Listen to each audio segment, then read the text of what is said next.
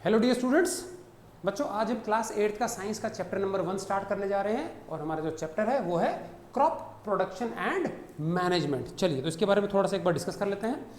बच्चों, living beings को, specially humans को जिंदा रहने के लिए प्राइमरीली क्या चाहिए? भोजन चाहिए, फूड चाहिए। और इतना सारा पॉपुलेशन है वर्ल्ड की, तो क्या आपने कभी सोचा है कि इन सबको भोजन आता कहाँ से, मिलता कहाँ से इन सबको? ठीक है, हमको भोजन जो है वो कहाँ से मिलता है? ठीक है, तो बहुत सारे ऐसे प्लांट्स होते हैं जिनसे हमको तरह तरह की यूजफुल चीज़ें मिलती हैं। उन्हीं में से बहुत सारे ऐसे प्लांट्स हैं जिनसे हमको खाने पीने योग्य अनाज हो गया, फल सब्जियां हो गया, सब चीज़ें मिलती है। ठीक है कि नहीं? तो ऐसे ही प्लांट्स जिनसे हमको किसी भी प्रकार की कोई यूजफुल चीज़ मिलती है उसको क्या बोलते हैं? हम क्रॉप बोलते हैं। ठीक, और इसी क्रॉप्स को उगाने का जो तरीका है, किस प्रकार से मनुष्य ने क्या सीखा, तो उसका थोड़ा सा मैं आपको हिस्ट्री बता देता हूँ। शुरू में जब मनुष्य जो है, जब उसने खेती बाड़ी करना नहीं सीखा था तो उसका रहन सहन जीवन कैसा था? उसका जीवन था नोमैडिक। नोमैडिक क्या होता है? खानाबदोश थे वो। तो खानाबदोश का मतलब क्या होता है? वो एक स्थान पर टिक के नहीं रहते थे। ठीक है, कभी कहीं पे रहे। तो शुरू में क्या है, वो सिर्फ और सिर्फ शिकार पे डिपेंडेंट थे अपने भोजन के लिए। जंगली जानवरों का शिकार कर लेते थे। ठीक है, और अगर कहीं पे शिकार की कमी हो गई तो अपना स्थान बदल के दूसरी जगह चले जाते थे जहाँ पे शिकार उनको अबंडेंस में अधिक मात्रा में मिल जाता था। ठीक है, तो अपना स्थान बदल के वो रहते थे। तो इस प्रकार का जो रहन सहन था उसको हम बोलते हैं खानाबदोश या फिर नोमैडिक एग्जिस्टेंस। ठीक है, और लगभग आज से BC से 1000 BC पहले, मतलब बिफोर क्राइस्ट, आज से लगभग 2500 साल पहले जो है, 2500 या 3000 साल पहले, मान लीजिए 3000 साल पहले क्या हुआ कि मनुष्य ने पहली बार क्या खेती करना, एग्रीकल्चर सीखा। तो क्या किया उसने? कोई भी फल सब्जियां वगैरह या फल खाए होंगे, कुछ भी फूड खाया होगा। ठीक है, और उसको फिर उसने ऐसे ही कुछ बीज वगैरह इधर उधर फेंक दिए ऐसी मिट्टी में, और उसको पता लगा बाद में कि उस मिट्टी में फेंके गए जो बीज है उनसे प्लांट्स निकल आते हैं और उसी से बाद में नए फल तैयार हो जाते हैं। ठीक है, तो इस प्रकार से उसको आइडिया आया, क्यों ना हम टिक कर एक ही जगह पे क्या है, भूमि को, लैंड को तैयार करके हम बीज बोएं, तो उससे हमको बार बार क्या फसल मिलते रहेगी। तो धीरे धीरे बाद में क्या उसने सबसे पहले क्या है, क्रॉप्स को उगाना सीखा, लैंड को प्रॉपरली कल्टीवेट करना सीखा। बाद में इसी में वो पशुओं की मदद लेने लगा। तो धीरे धीरे क्या है, वो जो नोमैडिक एग्जिस्टेंस था, खानाबदोश वाला घुमक्कड़ जो उसका एग्जिस्टेंस था, वो धीरे धीरे चेंज होकर के क्या हो गया, वो टिक करके रहने लगा और इस प्रकार से खेती करना उसने सीख लिया। तो आज हम देखेंगे कि क्रॉप्स जो होती हैं हमारे लिए, जो यूजफुल प्लांट्स हैं, उनको प्रोड्यूस कैसे करते हैं। How do we get various kinds of crops, कैसे उत्पादन किया जाए। और सभी, इतनी बड़ी पॉपुलेशन है वर्ल्ड की, हमारे देश की, इन सभी लोगों की फूड की रिक्वायरमेंट्स की पूर्ति करने के लिए हम क्या करें, किस प्रकार से इन क्रॉप्स को उगाते हैं, कैसे उनका ध्यान रखना है, रख रखाव कैसा होता है, मैनेजमेंट कैसे लोगों तक पहुंचती है, प्रोटेक्शन कैसे किया जाता है, सारी चीज़ें हम देखेंगे इस पर्टिकुलर चैप्टर में। तो मेनली ये एग्रीकल्चर से डील करता है। ठीक है, चलिए तो सबसे पहले हम डेफिनेशन देखेंगे, क्रॉप होता क्या चीज़ है। ठीक है, so crop is any such plant जिसको हम बहुत बड़े पैमाने पर उगाते हैं एक साथ, इसको बोलते हैं मोनोकल्चर। ठीक है, एक ही प्रकार के प्लांट को, अब जैसे हम जंगल में जाते हैं बच्चों, तो जंगल में कई प्रकार के मिक्स प्रकार के प्लांट्स होते हैं, तो उसको एग्रीकल्चर नहीं कहेंगे। एग्रीकल्चर का मतलब होता है एक भूमि का टुकड़ा तैयार करते हैं और उस पर एक ही पर्टिकुलर प्रकार की फसल, एक ही पर्टिकुलर प्रकार का प्लांट या कुछ 2-3 प्रकार के मिक्स भी चलेंगे, इनको हम क्या है उगाते हैं सेलेक्टिवली। ठीक है कि नहीं? और इनसे हमको कोई ना कोई यूजफुल प्रोडक्ट मिलता है। अब वो यूजफुल प्रोडक्ट किसी भी कैटेगरी में आता है, वो खाने पीने की चीज़ भी हो सकती है, उसमें फाइबर भी मिल सकते हैं, दवाइयाँ मसाले भी हो सकते हैं, उसमें रबर हो सकता है उसमें। ठीक है कि नहीं? प्लांटेशन क्रॉप्स हो सकती हैं, कई तरह की चीज़ें होती हैं। ठीक, so what is crop? Any plant which is grown on a large scale, ऐसा कोई भी प्लांट जिसको बड़े पैमाने पर उगाया जाता है फॉर गेटिंग यूजफुल प्रोडक्ट्स, और इससे हमको कोई ना कोई लाभदायक यूजफुल चीज मिलती हो, जैसे कि सीरियल्स हो गए हमारे, अनाज में क्या किया जाता है हमारा, राइस आ गया, व्हीट आ गया, मेज, ज्वार, बाजरा, रेगी, ओट, ये सारी चीजें हमारे अनाज आ गए। उसके बाद पल्सेस मतलब होती है दालें। अनाज हमारे कार्बोहाइड्रेट रिच होते हैं, दालें हमारी होती है प्रोटीन के भंडार होते हैं। इसमें आ गया हमारा चना, ग्राम्स को बोल सकते हैं। ठीक है, उड़द की दाल आ गई हमारी, मूंग हो गया हमारा। ठीक है, उड़द को हम ब्लैक ग्राम बोलते हैं, मूंग को हम ग्रीन ग्राम बोलते हैं। ठीक है कि नहीं? क्या उसके अलावा मसूर की दाल आ गई, लेंटिल कहा जाता है इसको, सोयाबीन आ गया हमारा। ठीक है कि नहीं? क्या तो ये सारे हो गए हमारी पल्सेस। ठीक है कि नहीं? क्या उसके बाद आता है हमारा स्पाइसीज होते हैं मसाले, जो कि फ्लेवरिंग एजेंट का काम करते हैं। फूड को जब पकाते हैं तो मसाले उसको और भी ज़्यादा फ्लेवर देके ज़्यादा स्वादिष्ट बना देते हैं, they add to the taste of the food. उसके बाद आते हैं हमारे ऑयल सीड्स। तो ऑयल सीड्स भी हमारे ऐसे प्लांट्स के बीज होते हैं जिनसे हमको खाने योग्य कुछ तेल मिलते हैं। तो इसमें नट्स आते हैं नॉर्मली हमारे, कोकोनट हो गया, ग्राउंड नट हो गया, आलमंड हो गया। ठीक है कि नहीं? क्या तिल हो गया, सरसों हो गया, तो ये ऑयल सीड्स हो गए जिससे खाने योग्य तेल मिल जाते हैं। उसके बाद आते हैं हमारी मेडिसिन। कई प्रकार के प्लांट्स हैं जिसके अलग अलग पार्ट्स से हमको यूजफुल मेडिसिन मिलती हैं। ठीक है, उसके बाद हमारे फाइबर, रेशे, तो रेशे के लिए हमको नॉर्मली जैसे कॉटन हो गया हमारा, जूट हो गया, बैम्बू हो गया, जूट मतलब जिससे बोरी वगैरह बनती है, कॉटन, कपास, ठीक है, तो इनसे हमको फाइबर मिलता है। इसके अलावा और भी बहुत है, गम्स, गोंद मिल जाता है, रबर मिल जाता है, ठीक है, तो बहुत सारे ऐसे प्लांट्स जिनसे हमको किसी भी प्रकार की यूजफुल चीज़ें मिलती हैं। ये चीज़ें डायरेक्टली खाने पीने के काम में आ सकती हैं और इनसे व्यापार, ट्रेडिंग भी की जाती है। तो इस प्रकार की क्रॉप्स कहलाती हैं, कौन सी क्रॉप्स? ये सारी क्रॉप्स हो गए ऐसे प्लांट्स। और इन क्रॉप्स को बेसिकली हमने दो मेन पार्ट से बांटा है, एक हो गई कैश क्रॉप, एक हो गई food crop. Food crop normally खाने पीने की योग्य चीज़ें मिलती हैं जिन प्लांट से, फूड क्रॉप हो गई, और कुछ कैश क्रॉप्स होगी जिससे नॉर्मली हम ट्रेडिंग करते हैं, व्यापार करते हैं, तो उनको बेच करके उनसे हमको आर्थिक लाभ होता है, उनसे हमको धन की प्राप्ति होती है। तो इस प्रकार की चीज़ें कहलाती है कैश क्रॉप्स होगी, ठीक है। चलिए अभी हम देखेंगे कि ये जो क्रॉप्स हैं, हर क्रॉप के लिए एक प्रॉपर क्लाइमेटिक कंडीशंस का होना बहुत जरूरी है। प्रॉपर मात्रा में, प्रॉपर प्रकार की सॉइल होनी चाहिए, सॉइल में न्यूट्रिएंट्स कैसे हैं वो सब डिपेंड करता है, इरिगेशन पानी कितना लगेगा, ठीक है, टेम्परेचर कितना चाहिए, ह्यूमिडिटी, क्लाइमेट, ये सारी चीज़ें मायने रखती है। तो अगर किसी फसल को बेहतरीन प्रॉपर जो सूटेबल कंडीशंस है वो प्रोवाइड कराई जाए तो बहुत अच्छी पैदावार होती है। और हम चाहेंगे भी यही कि छोटे से भूमि के टुकड़े में हमको कम मेहनत से, कम लागत से अच्छी कंडीशंस देने के बाद में अच्छी फसल प्राप्त हो जाए, पैदावार ज़्यादा हो, ठीक है। तो उसके लिए हम कंडीशंस देखें क्या है। तो सबसे इंपॉर्टेंट एक कंडीशन होती है क्लाइमेटिक कंडीशन, सीजन। सीजन का मतलब होता है कि भाई एटमॉस्फेयर में जो ह्यूमिडिटी है उसकी मात्रा कितनी है, नमी कितनी है, ठीक है कि नहीं का, टेम्परेचर कैसा है, सनलाइट की मात्रा कैसी होती है, ठीक है। तो ये अलग अलग सीजन में अलग अलग है और यही कारण है कि हर सीजन में हर कोई क्रॉप हम नहीं लगा सकते।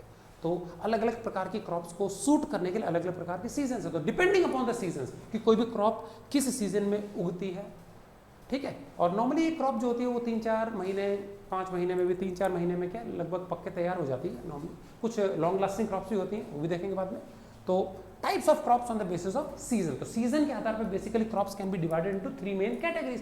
पहली है रबी क्रॉप्स, दूसरी है हमारी खरीफ क्रॉप्स और तीसरी है ज़ैद क्रॉप्स, ठीक है। तो रबी क्रॉप्स क्या होती हैं? ये वो क्रॉप्स है बच्चों which are grown in winter, जिसको हम क्या करते हैं, विंटर में ग्रो करते हैं या सो करते हैं, ठीक है। तो ग्रोन की जगह हम एक और शब्द यूज कर सकते हैं, सोन भी ले सकते हैं। सो मतलब होता है उगाना, बोना, ठीक है कि नहीं क्या।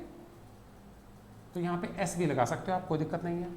So they are sown in winter, तो उनकी बुआई कब होती है? विंटर में। अब विंटर मतलब हमारा अक्टूबर नवंबर का स्टार्टिंग है, दिवाली के आसपास का टाइम है जब इनको बोया जाता है। और बोने के बाद में उग जाते हैं, 3-4 महीने में पक्के तैयार हो जाती है फसल, and it is ready to be harvested in spring season. Spring होता है वसंत ऋतु, जो कि हमारी मार्च अप्रैल में होती है, ठीक है, मार्च मिड से लेकर अप्रैल मिड के बीच में। तो इस समय वो कटाई होती है। इस प्रकार की फसलों को बोलते हैं हम रबी क्रॉप्स। तो इसमें एग्जाम्पल्स क्या क्या आ गए हमारे, व्हीट आ गया, ग्राम मतलब चना, मस्टर्ड, बार्ले, बार्ले होता है जौ, बार्ले क्या बोलते हैं, जौ, मस्टर्ड होता है सरसों, ठीक है। तो आपने देखा होगा यहाँ पे नॉर्मली मैं राजस्थान के हिसाब से, यहाँ के क्लाइमेट के हिसाब से बता रहा हूँ, ये कुछ मेन हमारी फसलें हैं जो हम क्या सर्दियों में बोते हैं। तो आजकल आपको खेतों में देखने को नहीं मिलेंगी। Okay, kharif crops on the other hand, they are those crops which are sown just with the onset of rainy season. Rainy season की शुरुआत से ही ये बो दिया जाता है और रेनी सीजन हमारे यहाँ शुरू होता है जून या जुलाई में, ठीक है कि नहीं क्या। तो such crops are sown in June July, that is onset of rainy season. Rainy season की शुरुआत में बो देते हैं और फिर ऑटम, पतझड़ आते आते सितंबर लास्ट अक्टूबर आते आते इनकी कटाई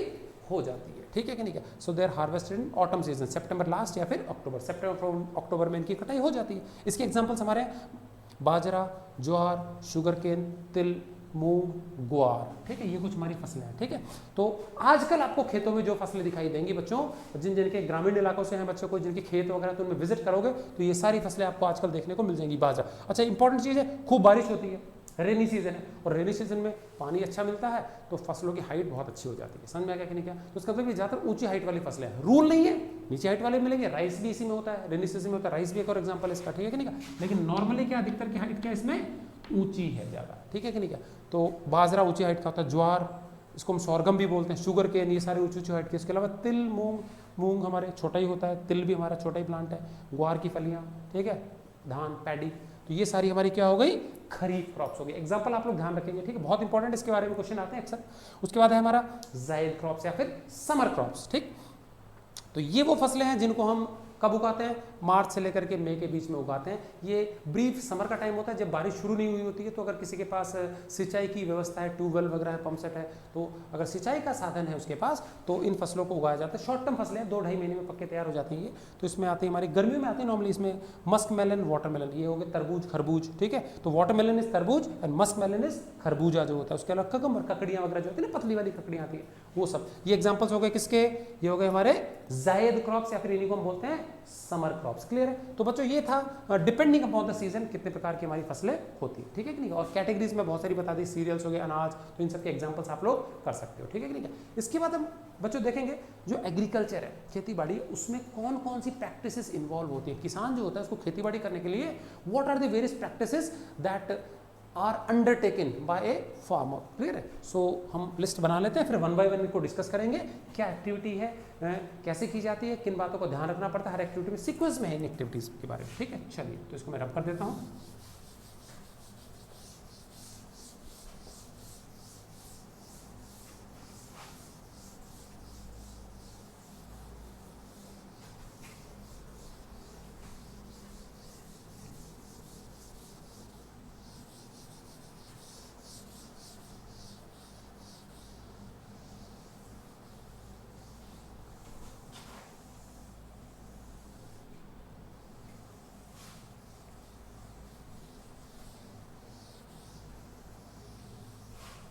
okay,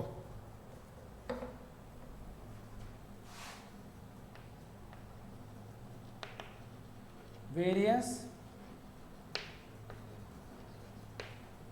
agricultural practices.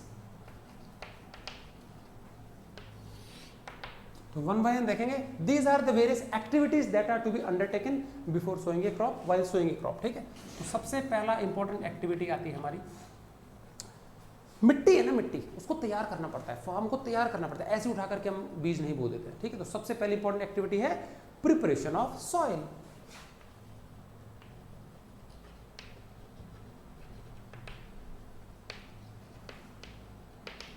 Preparation of soil, मिट्टी को हमको क्या करना है, तैयार। तो वन बाय वन देखेंगे, मैं एक एक लिखूंगा, उसके बाद डिस्कस भी करते जाएंगे, ठीक है। सो मिट्टी बच्चों फसल उगाने के लिए उपयुक्त बनानी बहुत जरूरी। तो सबसे पहले इंपॉर्टेंट चीज है किसी भी फार्मर को, यदि आप फार्मर हो और आपको खेती करनी है, तो सबसे पहला चीज आपको थॉट चाहिए, what to grow, when to grow, how to grow. समझ में आएगा। 3 बहुत जरूरी कंडीशन है। व्हाट टू ग्रो मतलब क्या उगाऊं, व्हेन टू ग्रो कब उगाऊं, एंड हाउ टू ग्रो कैसे उगाऊं, ठीक है। तो सबसे पहले हम जानकारी ले लेते हैं व्हाट टू ग्रो, क्या उगाया जाए।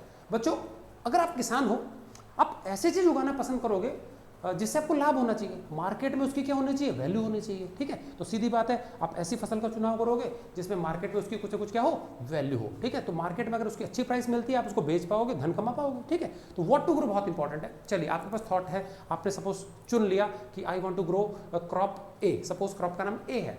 उसके बाद आपको देखना पड़ेगा कि क्या आपके फार्म की मिट्टी फसल ए के लिए उपयुक्त है कि नहीं है, सूटेबल है कि नहीं है। तो इसके लिए आप क्या कर सकते हो बच्चों, अपना जो फार्म यार्ड है, खेत है, उसकी मिट्टी का सैंपल कलेक्ट करके आप जो एग्रीकल्चरल लेबोरेटरीज वगैरह होती है वहाँ टेस्ट करवा सकते हो, ठीक है। आप बता दोगे हाँ कि मैं यहाँ पे भाई अपनी इस खेत में, इस खेत की मिट्टी है, इसमें मैं क्रॉप ए उगाना चाहता हूँ, क्या मेरे क्रॉप ए के लिए फार्म की जो मिट्टी है सूटेबल है कि नहीं है, जो न्यूट्रिएंट्स की आवश्यकता क्या इसमें उपयुक्त मात्रा में है कि नहीं है। तो वो आपको टेस्टिंग करके बता देंगे कि आप जिस फसल को उगाना चाह रहे हैं उसके लिए न्यूट्रिएंट जो जो चाहिए उनमें से ये आपकी मिट्टी में है, ये नहीं है, और जो नहीं है उसको कैसे डाल सकते हो। तो उसको प्रॉपर फर्टिलाइजर्स के नाम बता देंगे कि आपको फील्ड के साइज के हिसाब से इतना इतना फर्टिलाइजर का छिड़काव करना है जिससे आपकी मिट्टी उपयुक्त हो जाएगी। समझ में आ गया। तो इस प्रकार से इसको बोलते हैं केमिकल ट्रीटमेंट। क्या बोलते हैं इसको, केमिकल ट्रीटमेंट। ये काम हो जाएगा। उसके बाद बच्चों सीजन की जानकारी भी देते हैं वो कि ये जो फसल है इसके लिए उपयुक्त सीजन, बुआई का जो टाइम होता है ये होता है। तो एग्जैक्ट उसको सीजन की भी जानकारी मिल जाएगी। बहुत सारे हमारे गवर्नमेंट जो है चैनल्स वगैरह होते हैं जिसपे कि फार्मर्स के बारे में, फार्मर्स को क्या ये सब जरूरी जो है उनको इन्फॉर्मेशन दे दी जाती है फसल उगाने संबंधी, ठीक है। तो व्हाट टू ग्रो आ गया, व्हेन टू ग्रो भी आ गया। उसके बाद अभी हाउ टू ग्रो। चलिए इससे फार्मर जो होता है, फार्मिंग या एग्रीकल्चर एक ट्रेडिशनल प्रैक्टिस है, ये क्या सदियों से चली आ रही है, तो उसको बहुत ज़्यादा पता है, सीखने की जरूरत नहीं है नई चीज़ें, नॉर्मली ट्रेडिशनल प्रैक्टिस। तो सबसे पहले मिट्टी को हमको तैयार करना पड़ेगा। अब मिट्टी को तैयार करने के लिए 3 अलग अलग गतिविधियां अंडरटेक की जाती हैं। कौन सी 3 अलग अलग प्रैक्टिसेस होती है। तो सबसे पहले आता है क्या, प्लोइंग। इसी को हम टिलिंग भी कहते हैं, फ्लोइंग या फिर टिलिंग। दूसरा आता है levelling, manuring. One by one discuss करते हैं। सबसे पहले देखेंगे हम प्लोइंग होता क्या है। ठीक है, प्लोइंग का मतलब तो हल चला के मिट्टी को उथल पुथल करना। ठीक है, द लूजनिंग और अपटर्निंग ऑफ द सॉइल। क्या होता है ये? लूजनिंग और अपटर्निंग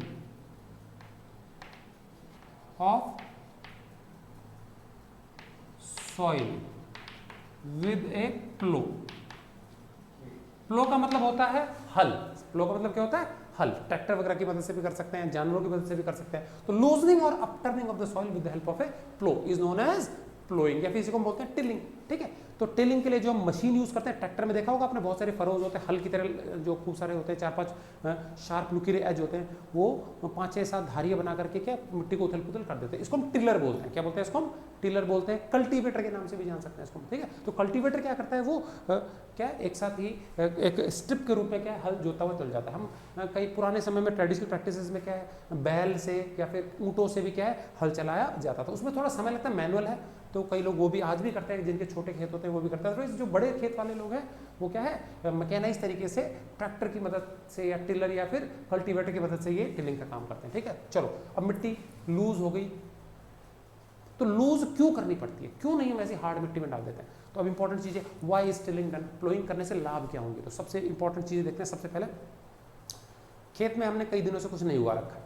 अगर हमने कुछ नहीं उगा रखा है तो उसमें अननेसेसरी अनवांटेड प्लांट्स उग जाते हैं, जिसको वीड्स बोलते हैं। ठीक है, कैक्टस उग गया, आलतू फालतू झाड़ियाँ, घास फूस उग गया, तो इनको निकालना बहुत जरूरी है। आंकड़ा है, उसका प्लांट उग गया, आर्जिमोन है, सत्यानाशी जिसको प्लांट बोलते हैं, वो उग गया। फालतू के प्लांट्स है ये सब। ठीक है कि नहीं? कांग्रेस ग्रास है, पार्थिनियम जिसको बोलते हैं। अब क्या है, इनको निकालना है हमको, तो उखाड़ेंगे, निकालेंगे, बहुत जोर आता है, कईयों की जड़ें बहुत गहरे तक जाती हैं। तो टिलर क्या होता है, उनकी जड़ों को काट देता है और वो उथल पुथल होकर क्या होती है, अपरूट हो जाते हैं, सूख जाएंगी, हट जाएंगी, वहाँ पे एक साइड में टिलर के साथ में फंस के आ जाएंगी। ठीक है, तो इस प्रकार से क्या है, वीड रिमूवल के लिए बहुत इंपॉर्टेंट तरीका। नंबर 2, मिट्टी जब लूज हो जाती है तो लूज मिट्टी में बीज डालते हैं ना, तो लूज मिट्टी के साथ उसके अंदर हवा भी घुस जाती है, पोरोसिटी बन जाती है। ठीक है, और उसकी जो वाटर होल्डिंग कैपेसिटी वो इंक्रीज हो जाती है। मिट्टी के जो बारीक बारीक छिद्र होंगे, बीच में गैप्स होंगे, उन गैप से पानी फंस जाता है। ठीक है कि नहीं? लंबे समय तक टिके रहेगा। तो इस प्रकार की जो लूज मिट्टी होती है, उसकी वाटर होल्डिंग कैपेसिटी इंक्रीज हो जाती है, और उसमें बीज जैसे जर्मिनेट होगा, अंकुरित होगा, तो उसकी जो सॉफ्ट बहुत ही कोमल रूट्स होती है ना, वो रूट्स इजीली पेनिट्रेट करके, छेद करके नीचे गहराई तक इजीली उग जाएंगे। हार्ड मिट्टी में पता है जड़ों को घुसने में जोर आता है, तो जड़ें जल्दी से घुस नहीं पाती, तो इसलिए मिट्टी को हमको क्या करना पड़ता है, खोद करके लूज करना बहुत जरूरी है। तो लूज करने से समझ में आ गया, पहली बात तो वीड्स हट गई, उसके बाद वाटर की वाटर होल्डिंग कैपेसिटी वो इंप्रूव हो गई, and it is easy to put seeds in loose soil. Loose soil airy हो जाती है, पोरस हो जाती है, और जर्मिनेशन के लिए बच्चों ऑक्सीजन एयर की जरूरत होती है। तो हार्ड मिट्टी में दबी हुई मिट्टी है, गैप्स कम है, तो एयर नहीं होती। एक बार लूज कर दिया ना तो उसके अंदर एयर भर जाती है, समझ में आ गया? और ये एयर, ऑक्सीजन चाहिए हमको जर्मिनेशन के दौरान। ठीक है, तो जर्मिनेशन में हेल्प मिलती है एयर के कारण। ठीक है, और जो भी रूट्स है, रूट्स प्लांट के सांस लेने वाले ऑर्गन्स है, ब्रीदिंग ऑर्गन्स है, और ब्रीथ करने के लिए एयर चाहिए, तो लूज मिट्टी में एयर होती है। तो फटाफट अगर मिट्टी लूज होगी, जर्मिनेटेड रूट्स जो होती है फटाफट एयर लेती है, दे ग्रो क्विकली, सो उनको पेनिट्रेट करना बहुत आसान रहता है। समझ में आ गया? तो ये कुछ हमारे फायदे हैं जिसके कारण कि क्या है, हम प्लोइंग करते हैं, टिलिंग करते हैं। चलिए, प्लोइंग हो गया। अगला इंपॉर्टेंट चीज है लेवलिंग। मान लीजिए जो खेत है वो उबड़ खाबड़ है। उबड़ खाबड़ का मतलब है होना तो चाहिए ऐसे, लेकिन क्या है, वो खेत एक तरफ से आपका थोड़ा सा ऊंचा है, ऐसा है, ढलान है। ठीक है, अब इसमें पता है सिंचाई में आपको बहुत परेशानी आएगी। अगर मान लो बहुत तेजी से पानी बरसा, तो ये पानी क्या इस तरफ फ्लो करेगा तो मिट्टी का कटाव हो जाएगा। समझ आएगा कि नहीं? का सॉइल इरोजन होगा। तो हम नहीं चाहते कि मिट्टी का कटाव हो। मान लो यहाँ फसलें लगी हुई हो तो उनकी सब जड़ें ढीली हो जाएंगी, फसलें पसर सकती हैं, बेकार हो सकता है मामला। और यहाँ पे पानी भरेगा, पानी यहाँ पे भरेगा तो यहाँ पे जो फसलें लगी हुई हैं यहाँ पे कीचड़ हो जाएगा, तो उनकी जड़ जो है फसलों की, इसको ऑक्सीजन नहीं मिलेगी तो फसलें गल जाएंगी, रूट जो है दे स्टार्ट रॉटनिंग। यहाँ पे भी फसल नहीं होगी और यहाँ पे मिट्टी के कटाव के कारण उल्टी हो सकती है, फसलें गिर सकती हैं। ठीक है, तो दोनों ही तरफ से नुकसान है हमारा। तो हम नहीं चाहेंगे कि हमारा जो फील्ड है वो अनलेवल्ड रह जाए। तो अगर कहीं पे मिट्टी ज़्यादा है तो हम क्या कर देते हैं, उसको एक प्लैंक, वुडन प्लैंक के सहारे से हम उसको क्या है, ऊंचाई वाले स्थान से मिट्टी को खींच के हम नीचे वाले स्थान पे ला सकते हैं। नंबर 1, कई बार मिट्टी बहुत ज़्यादा हार्ड हो जाती है, कई दिनों से हल नहीं चलाया, तो जब हम हल चलाते हैं तो उसके मोटे मोटे ढेले, क्रम्स बन जाते हैं, ठीक है, और इन ढोलों को फोड़ना भी बहुत ज़रूरी है, ठीक है। तो हम क्या करते हैं, एक मोटा सा लकड़ी का जो वुडन लॉग होता है या बड़ा सा प्लैंक होता है लकड़ी का, वो हम ट्रैक्टर के पीछे बांध देते हैं, उसके ऊपर वजन होता है, कोई इंसान खड़ा भी हो सकता है और वो रगड़ता हुआ चलता है उसके ऊपर से, तो मिट्टी कहीं ज़्यादा है तो वहाँ से खींच करके ले आता है, और या फिर जो मोटे मोटे क्रम्स होते हैं, ढेले होते हैं, उनको भी ये फोड़ देता है। समझ में आ गया? तो यूनिफॉर्म मिट्टी हो जाती है और इस चीज़ को बोलते हैं लेवलिंग। समझ में आ गया कि नहीं? क्या तो एक बार लेवल हो गया तो इससे एक तो पानी का कहीं पे भराव नहीं होगा, कटाव नहीं होगा, और इरिगेशन समान रूप से हो सकता है। यूनिफॉर्म इरिगेशन में मदद मिलेगी, मिट्टी का कटाव नहीं होगा। बहुत इंपॉर्टेंट चीज़ है लेवलिंग, ठीक है। उसके बाद आता है हमारा मैन्योरिंग। मैन्योर बच्चे होता है, दो प्रकार की चीज़ें जो मिट्टी के उपजाऊपन को इंक्रीज करने का काम करती हैं। एक हमारा मैन्योर है, दूसरा हमारा फर्टिलाइजर। फर्टिलाइजर के बारे में हम बाद में डिस्कस करेंगे, वो केमिकल सब्सटेंसेस है। मैन्योर हमारा ऑर्गेनिक है, फार्म यार्ड मैन्योर भी बोलते हैं। तो गोबर से जो बना हुआ खाद है, बच्चों आपको पता होगा, ठीक है। जो एनिमल डंग है, जो पशुपालन का काम भी करते हैं लोग, वो क्या है, एनिमल डंग को एक पर्टिकुलर जगह पर ढेर लगा के रख देते हैं, लंबे समय तक पड़ा रहता है, 2, 3, 4, 5, 6 महीने, साल भर पड़ा रहता है। उसके अंदर माइक्रो ऑर्गेनिजम्स होते हैं गोबर के अंदर ही, वो उस गोबर को डिकम्पोज करके उसको इंपॉर्टेंट न्यूट्रिएंट्स में, सिंपल सॉल्युबल न्यूट्रिएंट्स में कन्वर्ट कर देते हैं। इसी हम मैन्योर को फार्म यार्ड मैन्योर कहते हैं, ठीक है कि नहीं? इसको हम पिकअप करते हैं, वहाँ से ट्रॉलीज वगैरह में भर करके खेतों तक पहुँचाते हैं, खेतों में छोटी छोटी ढेरियाँ बना देते हैं, उसको स्प्रेड कर देते हैं। समझ में आ गया? और स्प्रेड करने के बाद में हल चला देते हैं 1-2 बार। तो टिलिंग का काम एक नहीं 2-3 बार होता है, ठीक है। और इससे क्या, वो मैन्योर ढंग से किसके अंदर मिक्सअप हो गई, मिट्टी के अंदर मिक्सअप हो गई। इससे उसकी क्या क्या फायदे होंगे मैन्योर डालने से? मिट्टी का वाटर होल्डिंग कैपेसिटी बढ़ जाती है। मैन्योर के अंदर यूजफुल माइक्रो ऑर्गेनिजम्स होते हैं, जो ऑर्गेनिक मैटर है, डिकेइंग मैटर, उसको और डिकम्पोज करके न्यूट्रिएंट्स में कन्वर्ट करते हैं, जिससे कि मिट्टी का उपजाऊपन बढ़ते जाता है। ये मैन्योर एकदम से एक सीजन में यूज नहीं होती है, 2-3 सालों तक ये यूज होती रहती है। धीरे धीरे मिट्टी का वाटर होल्डिंग कैपेसिटी बढ़ जाएगा, मिट्टी का उपजाऊपन बढ़ जाएगा, तो फसल का उत्पादन अच्छा होता है, ठीक है कि नहीं? क्या तो ये तो मैन्योर का बहुत इंपॉर्टेंट फंक्शन है। तो इससे क्या है, लंबे समय तक मिट्टी जो होती है वो उपजाऊ बनी रहती है, और क्रॉप प्रोडक्टिविटी जो है वो भी क्या होती है, इंक्रीज होती है। तो सबसे पहला हमारी एक्टिविटी होगी, समझ में आएगा, प्रिपरेशन ऑफ सॉइल। हर एक के काम का प्लोइंग क्यों करते हैं, मैंने रीजंस बता दिए। वीड निकल सकती है इससे। दूसरा मैंने बताया कि मिट्टी लूज हो जाती है, एयरी हो जाती है, पोरस हो जाती है, जिससे कि जो सॉफ्ट रूट्स होती है they can easily penetrate into the soft soil.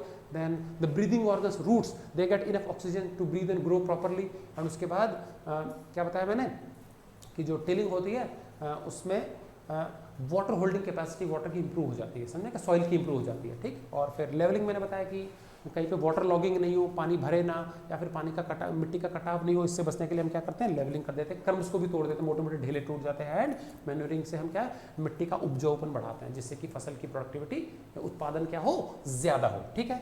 तो ये था हमारा बच्चों क्या है, प्रिपरेशन ऑफ सॉइल, पहला वाला जो है एग्रीकल्चरल प्रैक्टिसेस जो, ठीक है। उसके बाद हमारी सेकंड जो प्रैक्टिस है बच्चों, मिट्टी तैयार हो गई, ठीक है। अब तैयार हो गई है तो सीधी बात है, हम बीज डालेंगे। तो अगला चीज हमारा है सोइंग, इसको बोलते हैं बुआई, बीज को बोना। अब बोने के लिए हम क्या है, कई तरह की चीजें यूज करते हैं। पुराने समय में एक मैकेनाइज्ड एक हैंड ड्रिल आती थी, हैंड ड्रिल, या फिर इसको हम सीड ड्रिल भी बोलते हैं। तो जो हल होता था, पशु जो चलता था हल को खींचते हुए, तो उसके पीछे एक फनल जैसा स्ट्रक्चर आता था, ऐसा करके, ठीक है। ये हमारा हल है,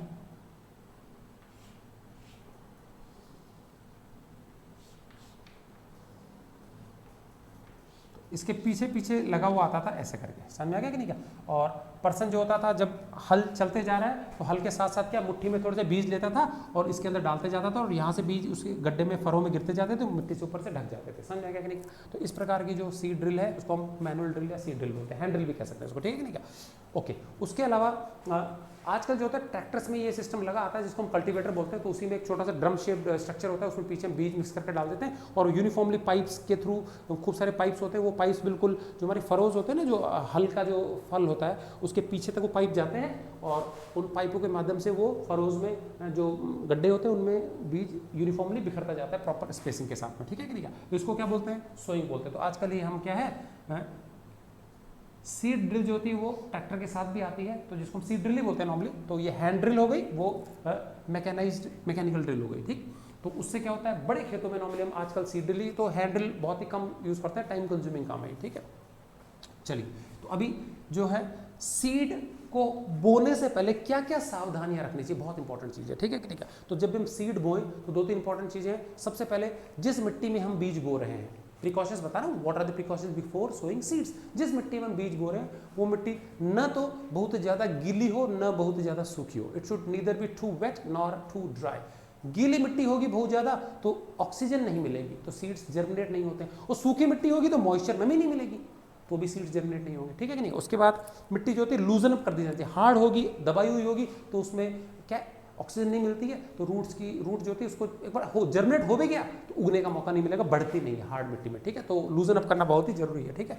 तो सोइंग के लिए सबसे पहली चीज़ है प्रॉपरली टिल्ड मिट्टी हो जिसमें कि नमी की मात्रा उपयुक्त हो, बहुत ज़्यादा गीली नहीं, बहुत ज़्यादा सूखी नहीं। सेकंड इंपॉर्टेंट चीज़ ध्यान रखेंगे, जो हम बीज बो रहे हैं वो बीज एक अच्छी क्वालिटी का होना चाहिए, केमिकली ट्रीटेड होना चाहिए, समझेगा। अगर घटिया क्वालिटी का बीज होगा तो प्लांट्स डिजीज हो सकते हैं, फसल का उत्पादन कम होगा। सो इस प्रकार के जो केमिकली ट्रीटेड सीड्स होते हैं, सर्टिफाइड सीड्स होते हैं, अच्छी क्वालिटी वाले सीड्स होते हैं, हाइब्रिड सीड्स, उसको हम क्या है बीज भंडार से ला सकते हैं, उन्हीं को प्रॉपरली टेस्टेड सीड्स ही हम बोने चाहिए। नंबर 2, तो थोड़े से महंगे आते हैं लेकिन कोई प्रॉब्लम नहीं, फसल भी अच्छी होगी।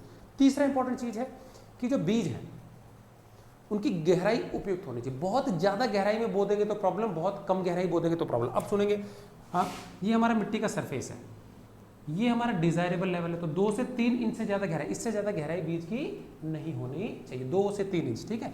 अगर बीजों को बहुत ज़्यादा गहराई में बो दिया तो वहाँ तक एयर नहीं पहुँच पाती, एयर नहीं पहुँच पाती है तो उगता नहीं है, जर्मिनेट नहीं होता है, ठीक है। और अगर बीज को हमने बहुत नज़दीक बो दिया तो क्या होता है, हल्का सा भी हवा चली या हल्का सा भी पानी बरसा तो बीज सरफेस के ऊपर आ जाता है, और सरफेस के ऊपर आ जाएंगे तो या तो चींटियां मकोड़े उठा के ले जाएंगे, और या फिर जो चिड़ियां हैं वो उस बीज को चुग जाएंगी। समझ में आ गया। तो बहुत जगह से पैचेस में उगेगा ही नहीं बीज, ठीक है कि नहीं क्या। तो ये बहुत जरूरी ध्यान रख लेंगे। So they should be sown at appropriate depth. समझ में आ गया। बहुत ज़्यादा शैलो ऊपर होगा तो इंसेक्ट्स या चिड़िया चुग के ले जाएगी, बहुत ज़्यादा नीचे होगा दे विल नॉट जर्मिनेट, बिकॉज बहुत ज़्यादा डीप परतों में ऑक्सीजन की कमी होती है, ऑक्सीजन चाहिए जर्मिनेशन के लिए। समझ में आ गया। तो क्या क्या बताया मैंने, ना तो बहुत ज़्यादा मिट्टी गीली हो, ना बहुत ज़्यादा सूखी हो, ना बहुत ज़्यादा गहराई हो, ना बहुत कम गहराई हो, मॉडरेट से गहराई हो, 2 से 3 इंच काफ़ी है, ठीक है। उसके बाद बीजों में प्रॉपर स्पेसिंग भी बहुत ज़रूरी है, समझा। हर प्लांट को सॉइल से न्यूट्रिएंट्स वगैरह की आवश्यकता होती है, ठीक है। हर एक की अपनी न्यूट्रिशनल रिक्वायरमेंट्स होती है। अगर हम प्लांट्स को बहुत ज़्यादा नज़दीक, अब मान लीजिए ये हमारा मिट्टी, एक प्लांट यहाँ होना चाहिए, एक प्लांट यहाँ होना चाहिए, अगर हम बहुत नज़दीक प्लांट बो देंगे ना तो ये प्लांट उगने के बाद में क्या होता है, एक दूसरे से क्या करेंगे, प्रतिस्पर्धा करेंगे, कॉम्पिटिशन करेंगे, लड़ाई झगड़ा करेंगे। समझ में आ गया। ये बिल्कुल वैसे ही है बच्चों, जैसे कि एक थाली में खाना रखा, फिर दूसरी थाली में खाना रखा, तीसरी थाली में, मैं 3 लोगों को गैप देके बिठा दिया, लेकिन अभी एक ही थाली में खाना परोसूँ और उसके आसपास 3-4 लोग बिठा दूँ तो लड़ाई झगड़ा मचेगा ना, जल्दी खत्म हो जाएगा, मेरे को नहीं मिला, तेरे को नहीं मिला, रगड़ा होगा। तो इसी प्रकार से प्लांट्स में भी ऐसे ही है। तो अगर बहुत पास बो देंगे तो लिमिटेड जगह में सॉइल में न्यूट्रिएंट्स लिमिटेड ही होंगे, तो सबको थोड़ा थोड़ा शेयर मिलेगा, तो इसका मतलब ग्रोथ प्रभावित होगी। समझ में आ गया। So they will not grow properly, they will not get enough nutrients, water, sunlight, इन सब के लिए क्या मारामारी होगी, and they have to compete with each other. Clear. So they should be sown giving right spacing, proper gap देना बहुत ही जरूरी है। तो अलग अलग प्लांट्स के लिए डिपेंड करता है टाइप के लिए। फ्रूट प्लांट्स है उसमें 10-10, 15-15 फीट का, 20-20 फीट का भी गैप होता है, और कार्ड में देखा गया। नॉर्मली क्रॉप प्लांट्स है उसमें तो पास भी चल जाता है, ठीक है कि नहीं। तो डिपेंड करता है किस प्रकार का सीड है, तो क्या अप्रोप्रिएट स्पेसिंग होनी चाहिए, ये चीज़ें, ठीक है। तो ये कुछ हमारे प्रिकॉशंस हैं जिनको हमको ध्यान में रखना चाहिए। और सीड को बोने से पहले कई बार होता है सीड को बोने के बाद में उसमें कुछ कीड़ा लग जाता है, फंगस, दीमक लग जाती है, तो उसके पहले उसको हम केमिकल ट्रीटमेंट दे सकते हैं। फंगीसाइड सॉल्यूशन, कॉपर सल्फेट होता है, ठीक है। उसके बाद हम क्या है, कोई भी दीमक से बचाने के लिए हम कुछ यूज़ करते हैं, केमिकल ट्रीटमेंट देते हैं, तो उससे क्या है, बीमारियां वगैरह प्लांट में नहीं लगती है, ठीक है। तो ये कुछ सावधानियां हैं जिनको हम ध्यान रख सकते हैं सीड्स को बोने से पहले, ठीक है। इसी प्रकार से कुछ ऐसी भी चीज़ होती है जिनमें बीज को बोते अलग है, और फिर उसके जब पौधे तैयार हो जाते हैं तो उसको पौधों को दूसरी जगह पे ला करके क्या है, दोबारा उगाया जाता है। तो इस प्रकार के जो क्रॉप्स होते हैं उनको प्लांटेशन, इसको हम ट्रांसप्लांटिंग बोलते हैं, ब्रॉडकास्टिंग कहते हैं। धान में ऐसा किया जाता है, ठीक है कि नहीं। कई सब्जियां होती हैं, जैसे बैंगन के पौधे तैयार कर लिए, मिर्ची के पौधे तैयार कर लिए, टमाटर के पौधे, प्याज वगैरह हो गया, ठीक है कि नहीं, ये सब ऐसे तैयार किया जाता है। तो एक छोटी सी क्यारी में, नर्सरी में पौधे तैयार करते हैं, फिर इन हेल्दी जो सीडलिंग्स होती हैं, हेल्दी मतलब जो अच्छे भले चंगे प्लांट्स रहते हैं उनको हम निकालते हैं और फिर प्रॉपर स्पेसिंग के साथ उनको एक अलग बड़े फील्ड में, मेन फील्ड में ट्रांसप्लांट किया जाता है। पैडी जो धान होता है, धान को तो हम बिल्कुल स्टैंडिंग वाटर में 8 से 10 सेंटीमीटर खेत में पानी भर दिया जाता है और खड़े पानी में क्या उसको प्लांट किया जाता है। समझ में आ गया? तो इस मेथड को क्या बोलते हैं? तो कई तो डायरेक्टली सीड्स बोल देते हैं खेतों में, कई बार क्या होता है पौध अलग तैयार की जाती है और फिर बाद में हेल्दी सैपलिंग्स को ही हम क्या करते हैं, ट्रांसप्लांट करते हैं मेन फील्ड में। ये ब्रॉडकास्टिंग कहलाता है या फिर ट्रांसप्लांटेशन कहलाता है। तो ये नॉर्मली सब्जियां जो होती हैं, बैंगन हो गया, टमाटर हो गया, ठीक है कि नहीं, क्या प्याज हो गया और धान हो गया, हमारा जो सीरियल्स है उसमें इस प्रकार के पौधों को ट्रांसप्लांट किया जाता है। ठीक है, चलिए, तो ये हो गया हमारा सेकंड पार्ट, क्या हो गया, सोइंग हो गया। ठीक है, बीज हमने क्या कर दिया, उगा दिया। ठीक है, उसके बाद उग गया जी बीज, सीड उग गया। अगला हमारा चीज है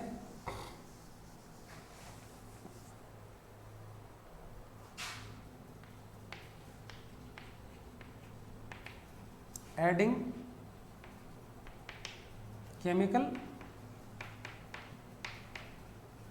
फर्टिलाइजर्स। मैन्योर हम पहले डाल चुके हैं, तो मैन्योर उगने के बाद कोई नहीं डालता, एक बार अंकुरित हो गया उसके बाद फर्टिलाइजर डालते हैं। अब ये फर्टिलाइजर, केमिकल फर्टिलाइजर्स क्या होता है, ये कुछ इनऑर्गेनिक कंपाउंड्स है। देखो मैन्योर मैंने बताया तो ऑर्गेनिक चीज है, ये आसानी से पानी में घुलती नहीं है, तो इसको यूज होने में लंबा समय लगता है, 2-3 साल बाद ही यूज हो पाती है ढंग से, 2-3 साल का समय लगता है। तो न्यूट्रिएंट्स इसमें कम होते हैं। तो मतलब अगर बात कर ले हम, ये हमारा मैन्योर का ढेर है, अब मान लो इसमें न्यूट्रिएंट्स है टोटल, इतने बड़े ढेर में न्यूट्रिएंट्स है सपोज 50, ठीक है, तो इतने न्यूट्रिएंट्स के लिए अगर हम केमिकल फर्टिलाइजर यूज करें तो इतने से फर्टिलाइजर में हमको 50 न्यूट्रिएंट्स मिल जाएंगे।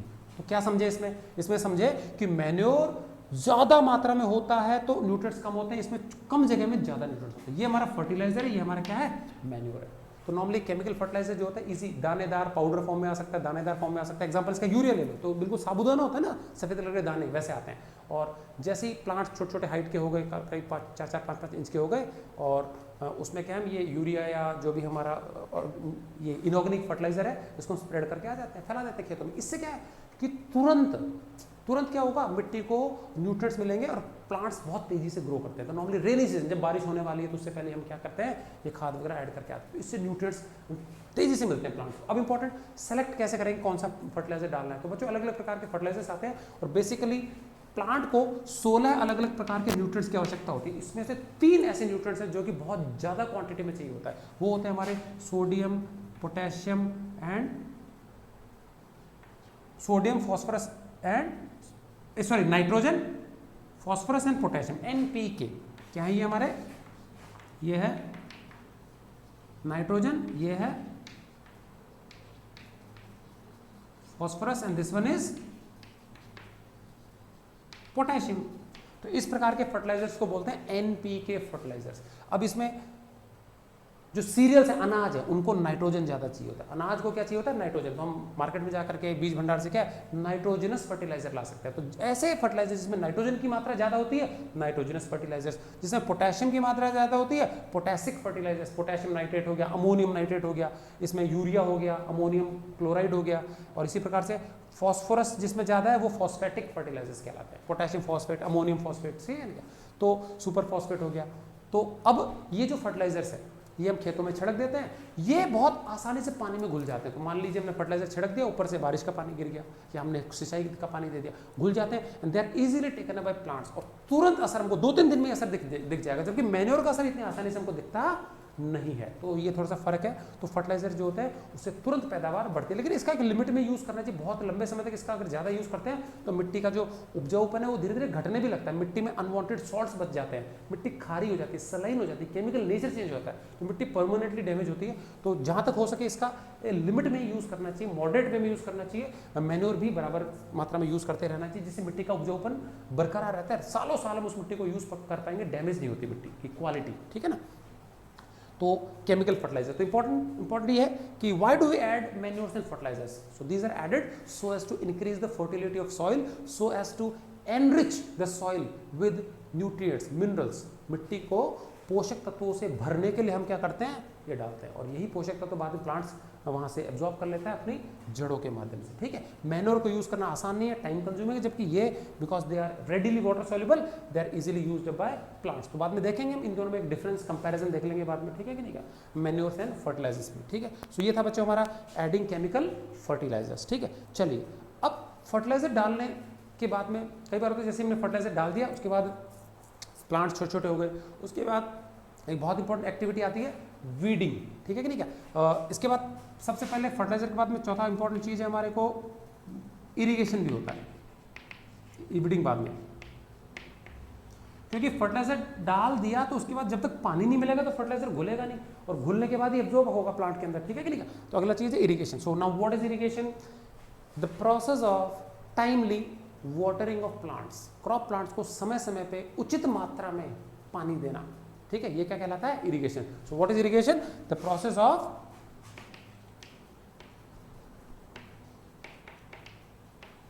Timely watering of plants in adequate amount, adequate मतलब होता है पर्याप्त, उचित मात्रा में पानी देना, सही समय पर पानी देना, ये कहलाता है इरिगेशन, ठीक है कि नहीं क्या। सिंचाई बोलते हैं इसको, ठीक है कि नहीं क्या। तो अलग अलग हमारे मेथड्स हम यूज करते हैं, कुछ हमारे परंपरागत ट्रेडिशनल मेथड्स हैं, कुछ हमारे मॉडर्न मेथड्स हैं। तो पुराने समय में बच्चों जो कुएं वगैरह होते थे उसमें तालाब कुएं से खासकर पानी कैसे निकालते थे, तो बहुत सारे हमारे अलग अलग परंपरागत तरीके थे। मोट हो गया, चेन पंप हो गया, ढेकली हो गया, चरसा हो गया, ठीक है, इनसे पानी अलग अलग तरीके से निकालते थे। कई बार जानवरों को भी यूज़ किया जाता था इसके अंदर, ठीक है कि नहीं क्या। तो ये अलग अलग हमारे, तो इनके बस नाम आया याद रख लेना, और आपको अगर आप फोटोज़ वगैरह में देखोगे तो इसको आपको फोटो देख के पता लग जाएगा कैसे हम पानी निकालते हैं। तो इनके नाम काफ़ी हैं, याद रखना, ठीक है कि नहीं क्या।